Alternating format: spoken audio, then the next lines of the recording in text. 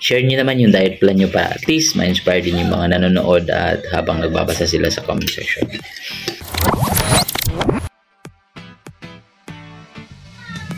Morning guys! Tara at mag-almusal tayo. Gatas. Ayan. Tingnan nyo itong pinrepare ni Mrs. guys. Chicken. Anong ano ito? May batikulon ito, may? Chicken. Ayan. Meron na rin siyang sabaw. Chicken adobo. Chicken. Ano ba ito, may? Chicken adobo o chicken sinabaw? Chicken adobo. Chicken adobo. Tapos guys, rice natin, no? May red rice, no? Red rice, may puti pa rin yan, no? Kasi mahal ang yan. Mahal ang red rice kapag purong red rice ka lang. Ayan. Alam niyo ba na pagkina namin yung maraming salamat sa biyayang kalabang sa amin. Alam niyo ba guys na ang laki ng tulong nitong red rice nito sa katawan natin. Siyempre, di tayo maumay sa chicken. Bibi Kasi yan sa protein source natin na kaya pa sa bulsa. Abot pa sa bulsa.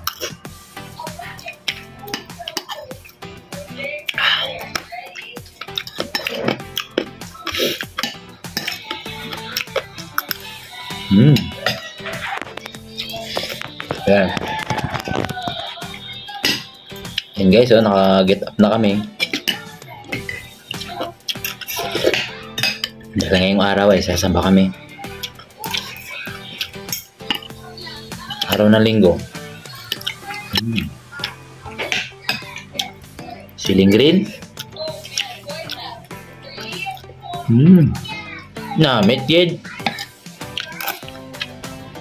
Pero may batikulon pa din. Sarap.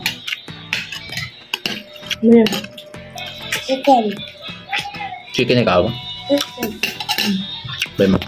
Good morning guys. Morning.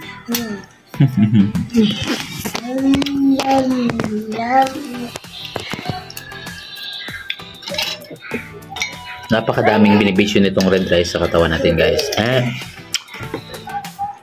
Lalagay ko na lang sa screen kung ano-ano yung mga benepisyo nitong red rice sa katawan natin.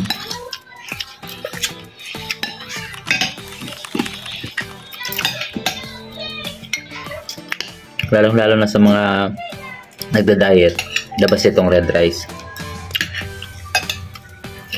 Kasi matagal kang matunawan. Gusto mo hahilain mo din.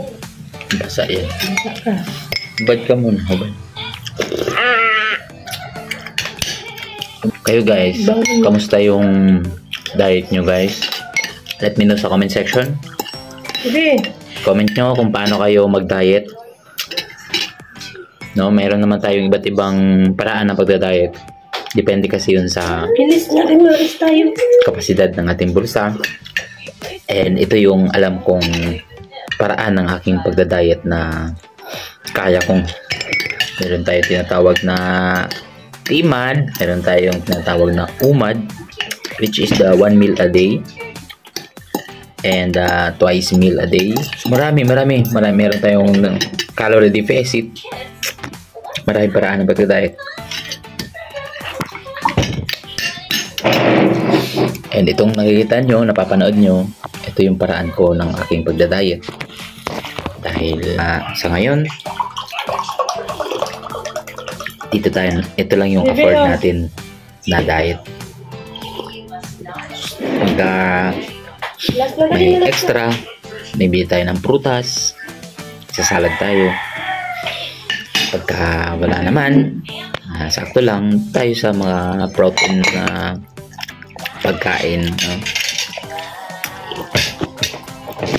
Lalo na yung chicken breast, yan. share nyo naman yung diet plan nyo para at least ma-inspire din yung mga nanonood at habang nagbabasa sila sa comment section. And kamusta yung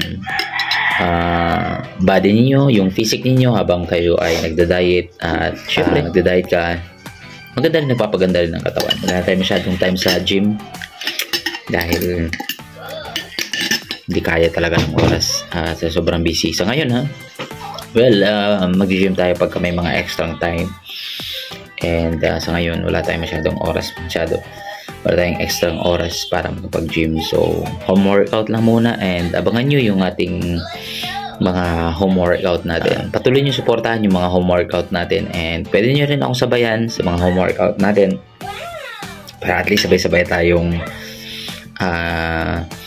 makapag-build ng ating magandang PC. So, that's all for this morning. Maraming salamat sa panonood ng aking video. Stay fit, stay healthy. RDTV.